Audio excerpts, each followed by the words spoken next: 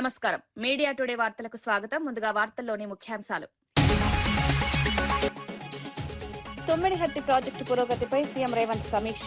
సాగునీటి విస్తరణపై అధికారుల చర్చ. పనుల్లో ఆలస్యం లేకుండా పర్యవేక్షణ. రైతులకు లాభాలు చేకూరేలా చర్యలు.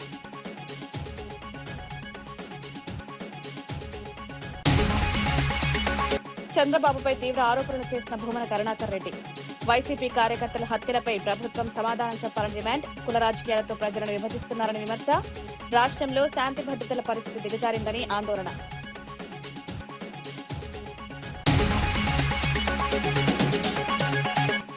కాంగ్రెస్ లో సేవాదల్ కీలక పాత్రపై జూపల్లి వ్యాఖ్యలు. కార్యకర్తల అంకితభావమే పార్టీ బలం. సేవాదల్ సేవలకు తగిన గుర్తింపు. క్షేత్రస్థాయిలో పార్టీ విస్తరణలో కీలక పాత్ర.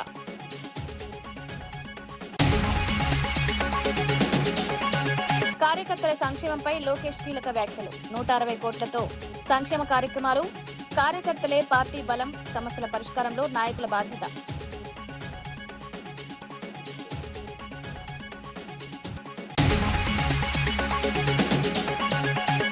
ఇంధన సరఫరా సమీక్షపై నిర్వహించిన కిషన్ రెడ్డి. రాష్ట్రంలో కొరత లేదని స్పష్టం. పుకార్ల వల్లే కృత్రిమ కొరత. ప్రజలు అపోహలకు లోన్ కాకుండా ఉండాలని సూచన.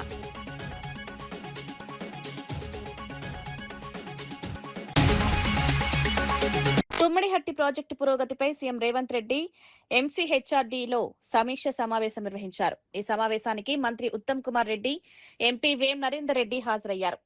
ఆర్థిక శాఖ ముఖ్య కార్యదర్శి సందీప్ కుమార్ సుల్తానియా, సీఎంఓ కార్యదర్శి Manik Raj, irrigation secretary Sridhar, ISB ప్రతినిధులు కూడా పాల్గొన్నారు. ప్రాజెక్టు అమలు వేగం, నిధుల వినియోగం, సాంకేతిక అంశాలపై సమగ్ర చర్చ జరిగింది.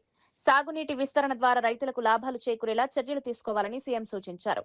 పనుల్లో ఆలస్యం జరగకుండా పర్యవేక్షణ పెంచాలని ఆదేశించారు. ప్రాజెక్టు పూర్తయితే వ్యవసాయ రంగానికి ఊతమిస్తుందని అధికారులు తెలిపారు.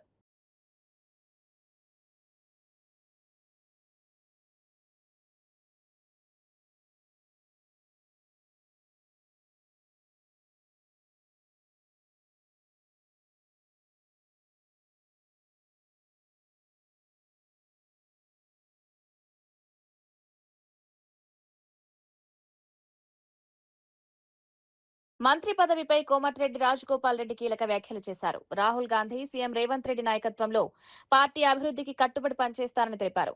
అధిష్టానం ఇచ్చిన హామీని ఖచ్చితంగా నిలబెట్టుకునేందుకు నమ్మకం ఉందన్నారు. 4 రాష్ట్రాల ఎన్నికల ఫలితాల తర్వాత తనకు మంత్రి పదవి వచ్చే అవకాశం ఉందని ఆశాభావం వ్యక్తం చేశారు.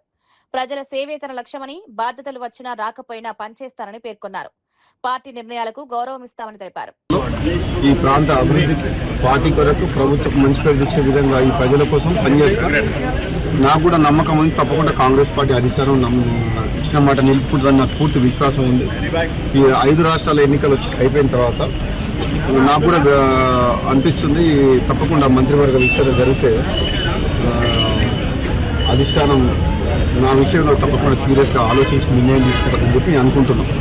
కేంద్ర ప్రభుత్వం వైఫల్యంతో ఇంధన కొరత ఏమైనా ఏర్పడుతుంది రాష్ట్రంలో? కేంద్ర ప్రభుత్వం ఏం చేస్తుంది? అక్కడ ఇరాన్, అమెరికా కొట్లాడుకుంటే డెఫినెట్ గా ప్రపంచంలో ఎక్కడ యుద్ధమైనా సరే మనం ప్రపంచ దేశాల మీద ఎటువంటి ముడి సరుకుల మీద ఆధారపడ్డప్పుడు ఆ యుద్ధ ప్రభావం అనేది భారతదేశం మీద ఉంటుంది.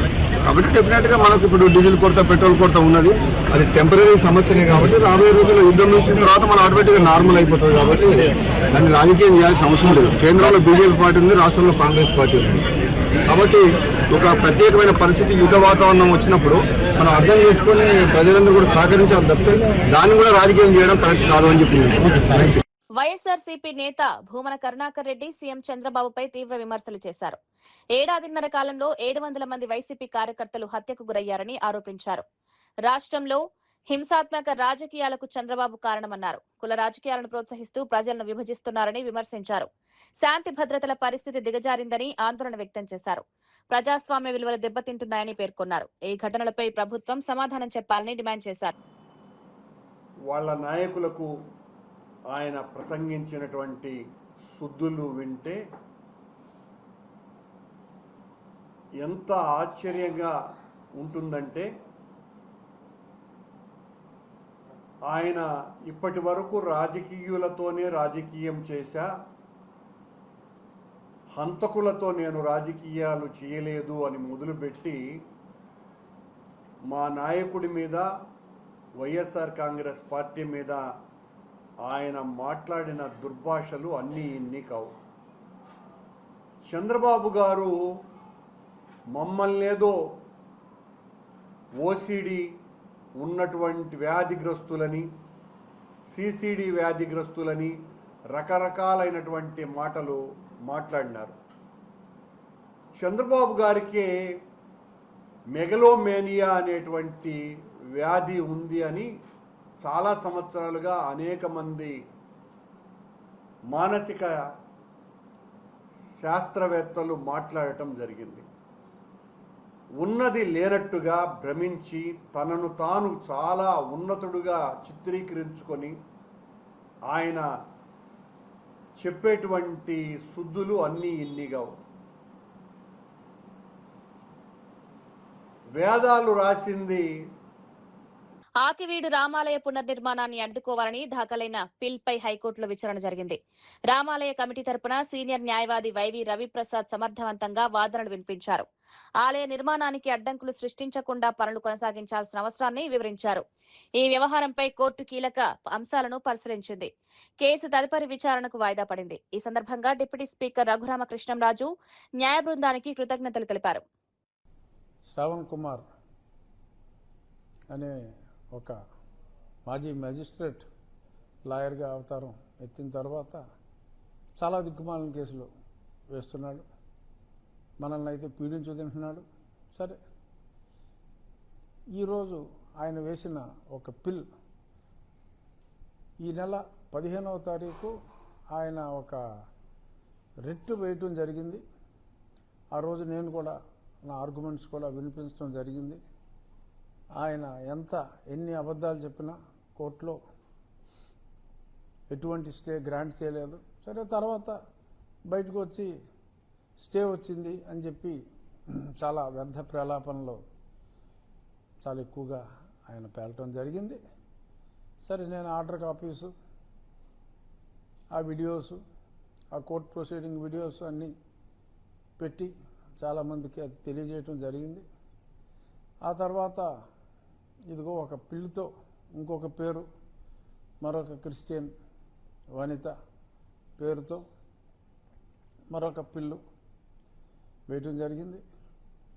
ఆ పిల్లి ఇవాళ హైకోర్టు ప్రధాన న్యాయమూర్తి మొన్ననే ఛార్జ్ తీసుకున్న శ్రీమతి గిల్ గారి కోర్టుకి వచ్చింది. చాలా స్పష్టంగా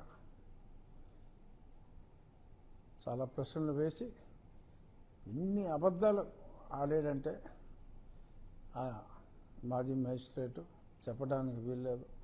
అనుమతులన్నీ తీసుకుని మనం అక్కడ మరి ఆ శిథిలావస్థలో ఉన్న ఆ ప్రాంగణాన్ని శుభ్రం చేసిన తర్వాత ఎటువంటి అనుమతులు లేకుండా ఇవన్నీ చేశారు అని చెప్పి అసలు ఒక న్యాయవాదిగా ఉండి అన్ని అబద్ధాలు ఆడటం అనేది అది ఒక్క జడకే సాధ్యమేమో.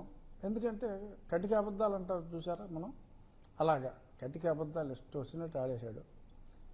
ఏదేమైనా అది అతని సంస్కారం.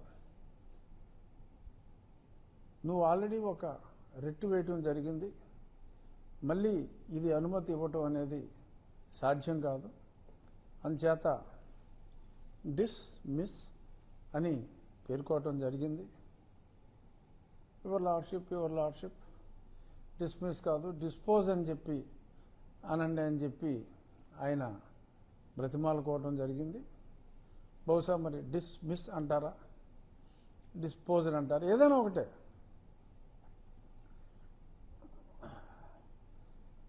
దవడ బదలు కొట్టానంటాం, చెంప మీద కొట్టితిరి అంటాం, రెండు ఒకటే, కానీ ఆ ఇంటెన్సిటీలో తేడా ఉంటుంది.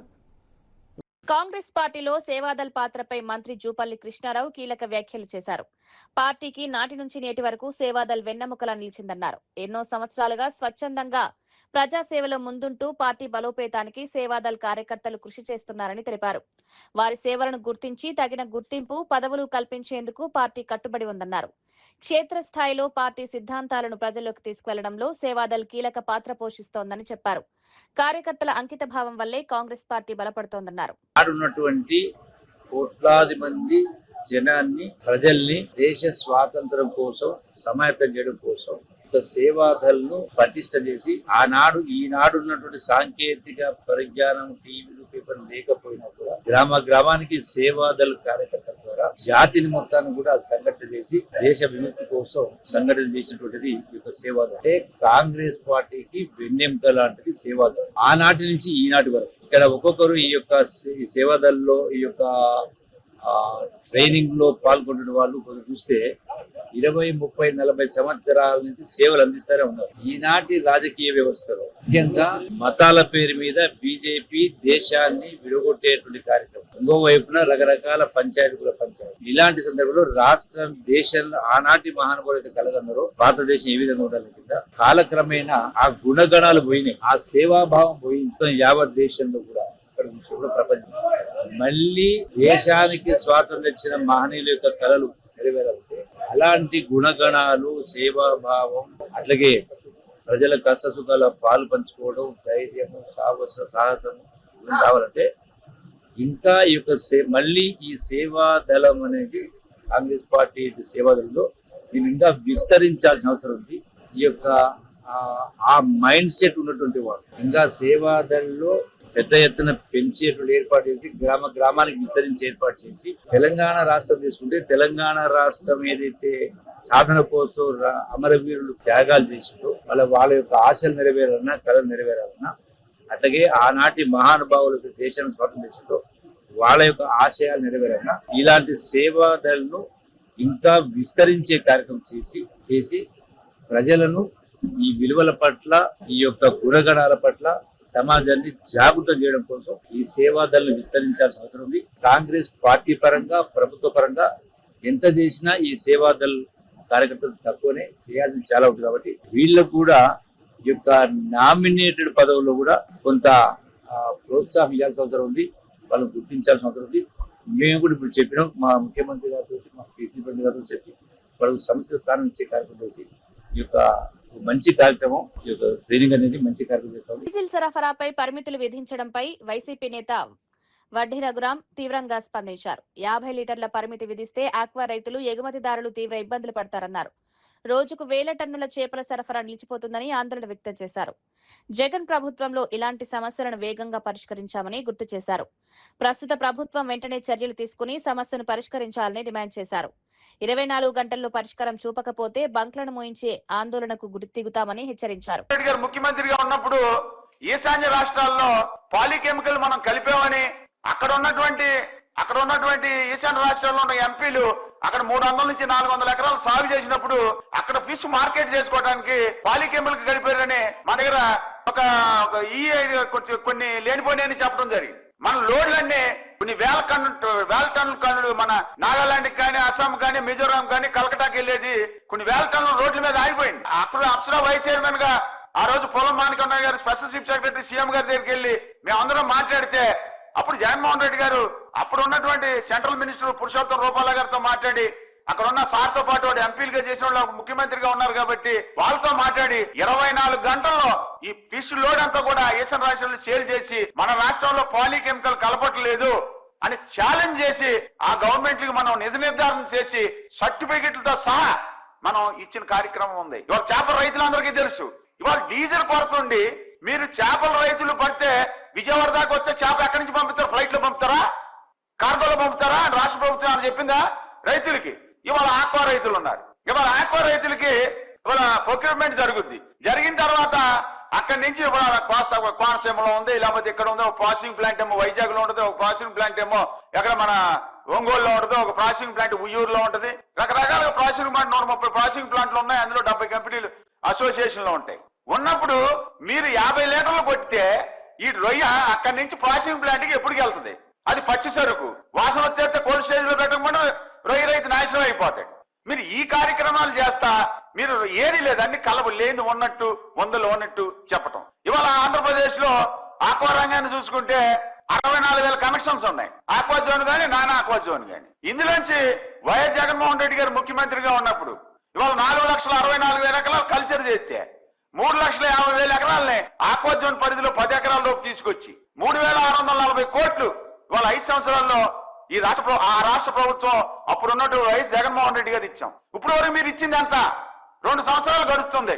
ఆ రోజుల్లో మేము ఆక్వాజోన్ పరిధిలోకి రాష్ట్రం మొత్తం 64,000 కనెక్షన్స్ ఉంటే ఆక్వాజోన్ గాని నాన్ ఆక్వాజోన్ గాని దాన్ని మేము 50,800 కనెక్షన్స్ ని ఆక్వాజోన్ పరిధిలోకి తీసుకొచ్చాం. మీరు అసెంబ్లీలో జరుగుతున్నప్పుడు ఆక్వా రైతులందరికీ మేము ఇచ్చేసాం super 6 super success. Telugu Desam party కార్యకర్తల సంక్షేమానికి కట్టుబడి ఉందని మంత్రి నారా లోకేష్ తెలిపారు. ఇప్పటి వరకు 160 కోట్లకు పైగా ఖర్చు పెట్టామని వెల్లడించారు. విద్య, వైద్యం, స్వయం ఉపాధి రంగాల్లో అనేక కార్యక్రమాలు అమలు చేస్తున్నామన్నారు. కార్యకర్తల సమస్యలను పరిష్కరించేందుకు ప్రతి నాయకుడు బాధ్యత తీసుకోవాలని సూచించారు. పార్టీ బలోపేతానికి కార్యకర్తలే బలమని పేర్కొన్నారు. వారి సంక్షేమమే పార్టీ లక్ష్యమని స్పష్టం చేశారు. రూపాయలు ఖర్చు పెట్టిన ఏకైక పార్టీ ఒక తెలుగుదేశం పార్టీ. విద్య, వైద్యం, స్వయం ఉపాధికి అనేక కార్యక్రమాలు చేస్తున్నాం. ఏకంగా ఒక పెద్ద వ్యవస్థని మేము ఈరోజు ఏర్పాటు చేసాం. బ్లాక్ 2లో ఆ వ్యవస్థ పనిచేస్తుంది. కార్యకర్తలకు అండగా నిలబడతాం. కార్యకర్తల తరపున వాళ్ళ సమస్యలు పరిష్కరించే బాధ్యత మనందరం తీసుకోవాలని ఈ సభాముఖంగా కోరుతున్నాం. గడిచిన 44 ఏళ్ల ప్రయాణంలో పడ్డాం, లేచాం, కానీ ఎప్పుడు నిలబడ్డాం, ఎప్పుడూ మన అధైర్యపడలేదు. దానికి ప్రధానమైన కారణం మన సిద్ధాంతాలు. సమాజమే దేవాలయం, ప్రజలే దేవుళ్ళు అని చెప్పిన గొప్ప నాయకుడు అన్న ఎన్టీఆర్. ఆయన ఆశయాలతో మనం ఇన్నాళ్ళు నడుచుకుంటూ వచ్చాం. మారిన కాలానికి మనం జరిగిన మహానాడులో 6 శాసనాలు మనం ప్రకటించుకుంటాం జరిగింది. ఆ 6 శాసనాలపైన వేదిక పైన ఉన్న పెద్దలతో చర్చించాం, వేదిక ముందల నాయకులతో చర్చించాం. ఏం పెడితే బాగుంటుంది, రాబోయే 4 దశాబ్దాలు పార్టీని ఎలా నడిపించాలి, ఆ మార్గం మనం ఎంచుకోవాలని నేను కోరుతాం జరిగింది. అందులో మొదటిది తెలుగు జాతి విశ్వఖ్యాతి, రెండోది యువగలం, మూడోది స్త్రీ శక్తి, నాలుగోది పేదల సేవలో సామాజిక న్యాయం, ఐదోది అన్నదాతకు అండగా, ఆరోది కార్యకర్తనే మన అధినేత. ఇది మీ అందరికి ఎందుకు గుర్తు చేస్తున్నానంటే రాబోయే రోజుల్లో మనందరం నిర్ణయాలు తీసుకోవాల్సి వస్తుంది. అందుకే మనకి ఈ బాధ్యత ఇచ్చింది పార్టీ. తెలంగాణలో ఇంధన సరఫరాపై కేంద్ర మంత్రి కిషన్ రెడ్డి సమీక్ష నిర్వహించారు. హైదరాబాద్ లో చమురు సంస్థల ప్రతినిధులు డీలర్లతో సమావేశమయ్యారు. రాష్ట్రంలో పెట్రోల్, డీజిల్ కొరత లేదని స్పష్టం చేశారు. పుకార్ల కారణంగా ప్రజలు భయాందోళనకు గురవుతున్నారన్నారు. అవసరానికి మించి నిల్వలు చేసుకోవడం వల్ల కృత్రిమ కొరత ఏర్పడుతోందని తెలిపారు. సరఫరా వ్యవస్థ సక్రమంగా కొనసాగుతోందన్నారు. पेट्रोल डीजल खरीदते हैं लोग, अभी उसका 100% डबल हो गया. इसके कारण थोड़ा प्रॉब्लम हुआ है. आज इस विषय पर मैं पूरा पेट्रोलियम कंपनीज, IOCL हो, BPCL हो, सभी कंपनीज, HPCL हो, सभी लोगों को बुलाकर रिव्यू किया हूँ. हमारे पास पूरा स्टॉक्स है, कोई प्रॉब्लम नहीं है. कुछ लोग आज वेस्ट बंगाल के पोलिंग के बाद रेट बढ़ेगा जैसा गलत प्रचार किया है. हमारा दुर्भाग्य है, देश का अपोजिशन पार्टी लीडर गैर जिम्मेदारी के साथ इर्रेस्पॉन्सिबल स्टेटमेंट राहुल गांधी जी ने दिया है. वो ऐसी स्टेटमेंट देने के कारण आज देश में जो पेट्रोल डीजल हो उसका परचेस डबल हो गया, क्योंकि रेट बढ़ेगा इसलिए सभी लोग पेट्रोल गाड़ी में टैंक फुल करके फिर घर में अनलोड कर रहे. इसके कारण ये गर्मी का सीज़न है. मैं लोगों से अनुरोध करता हूँ, घरों में कोई पेट्रोल मत रखिए आप लोग. ये गर्मी का सीज़न है, एक्सीडेंट होने का समस्या भी है. मैं देश के जनता से अनुरोध करता हूँ, कोई भी पेट्रोल अपने घरों में स्टॉक मत रखिए. भारत सरकार के पास, भारत देश के पास, अभी पेट्रोलियम कंपनीज के पास आज पेट्रोल डीजल स्टॉक्स है, अभी कोई चिंता करने का ज़रूरत नहीं, कोई टेंशन होने का ज़रूरत नहीं, पैनिक होने का ज़रूरत नहीं है। हम पूरा सप्लाई भारत सरकार के द्वारा कर रहे हैं। आप जो भी टेंशन है भारत का प्रधानमंत्री नरेंद्र मोदी जी लेंगे। आपके 140 करोड़ जनता का टेंशन भारत का प्रधानमंत्री नरेंद्र मोदी जी लेंगे। कुछ समस्या है तो नरेंद्र मोदी जी स्वयं बात करेंगे आप लोगों से। अगर शॉर्टेज है तो अपील करेंगे, मगर आज कोई शॉर्टेज नहीं है, बिल्कुल पैनिक होने का जरूरत नहीं है। नरेंद्र मोदी जी अलग अलग देशों से जो भी अपने को नीड है पेट्रोल डीजल का, उसको पूरा। అనకాపల్లి జిల్లా నర్సీపట్నంలో పోలీసులు భారీగా గంజాయి స్వాధీనం చేసుకున్నారు. 50 లక్షల విలువైన 50 కిలోల గంజాయితో పాటు ఒక కార్, 3 బైక్లు, 5 మొబైల్ ఫోన్లు సీజ్ చేశారు. కేడిపేట సమీపంలో వాహనాల తనిఖీల్లో ఈ అక్రమ రవాణా బయటపడింది.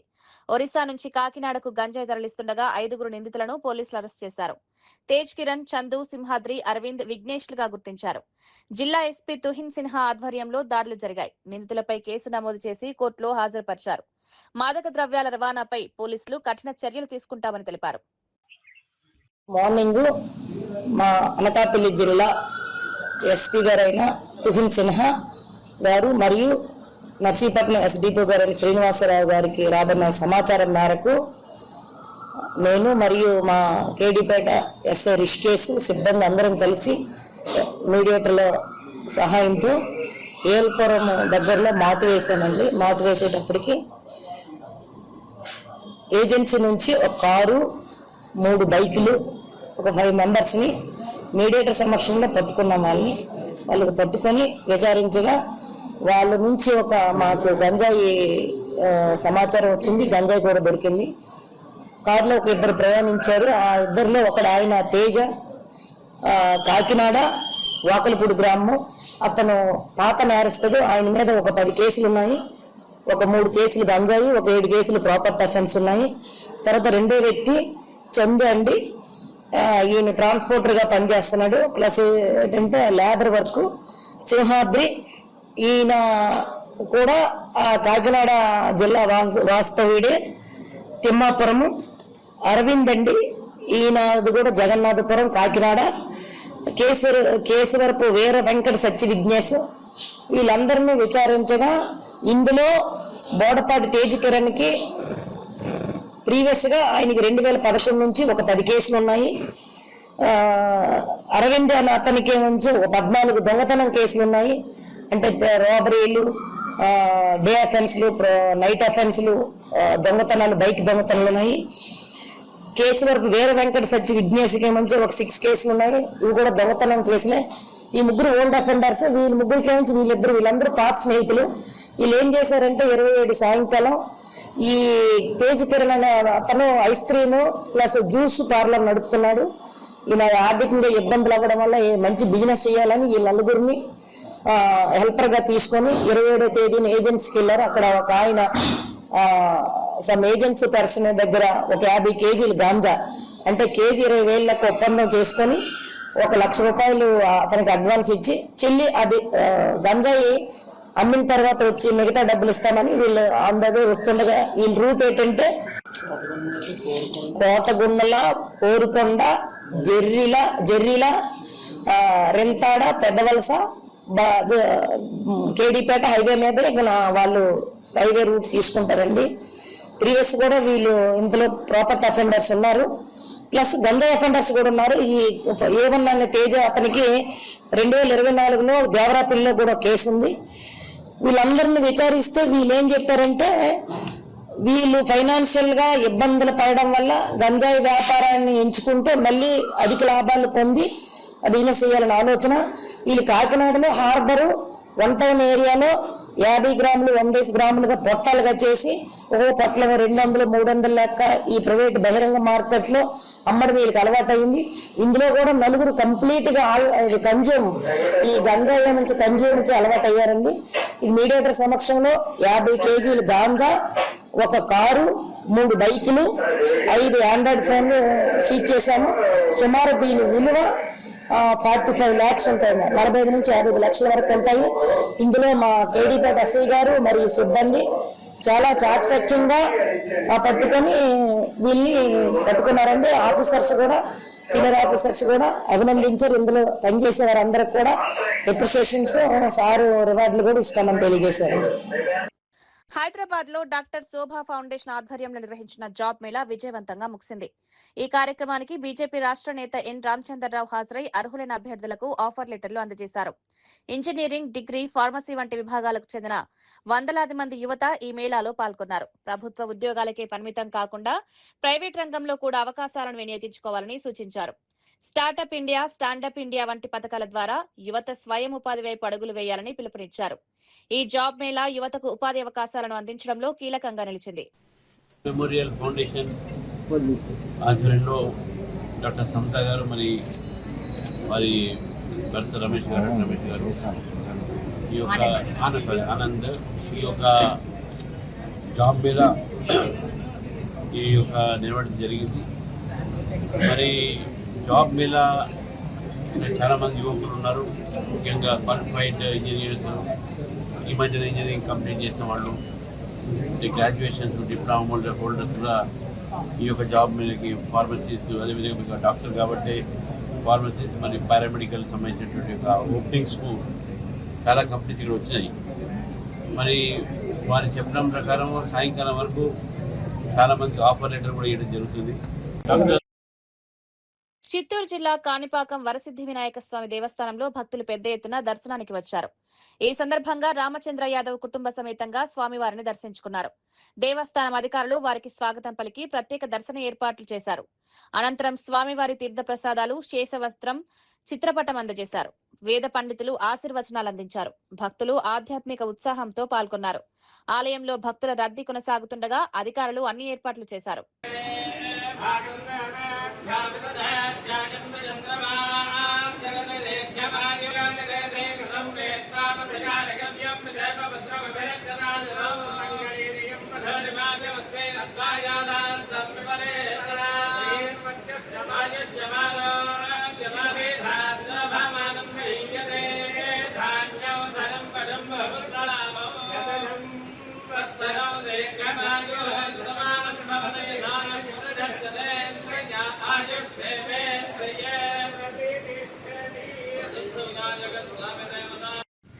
ఓం గం గణపతయే నమః.